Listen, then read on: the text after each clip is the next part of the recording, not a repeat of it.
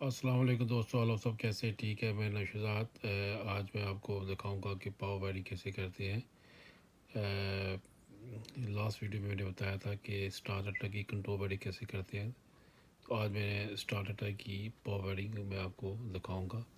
ये देखिए, मैंने एक ये लगाया, मैंने मेन आइसोलेटर लगाया है।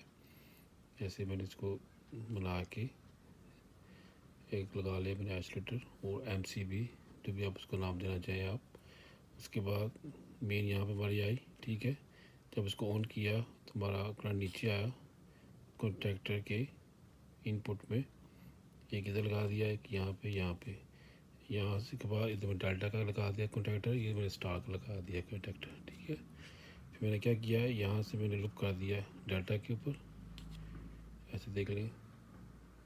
उसके बाद मैंने उसके आगे लगाई ओवरलोड, ठीक है।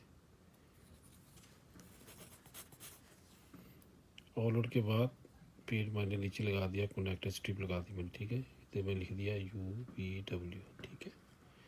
उसके बाद डेल्टा का जब ये ऑन हुआ तो मैं नीचे एक स्ट्रिप लगा दी इधर, तो ये तो लिख दिया ZXY, ठीक है। यहाँ से भी मैंने डेल्टा से मैंने इधर स्टार पे लूप कर दिया ऐसे। आप ऐसे भी लूप कर सकते हैं, आप ऐसे भी लूप कर सकते हैं, डजंट मैटर, क्योंकि ये इसने ऑलरेडी इसने शार्ट ही होना है। शार्ट के लिए ये हमने इसे किया है, ठीक है।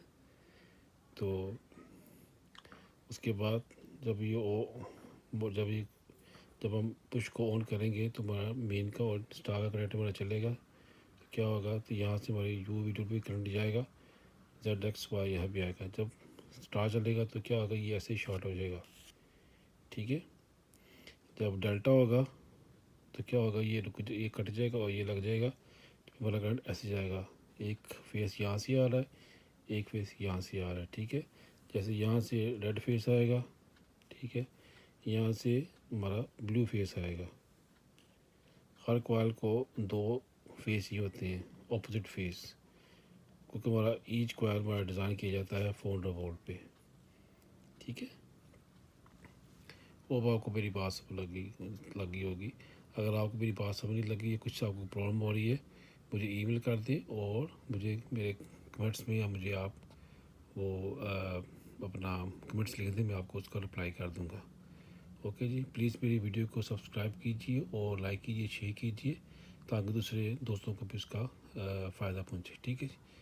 अस्सलाम वालेकुम रहमतुल्लाहि व बरकातहू।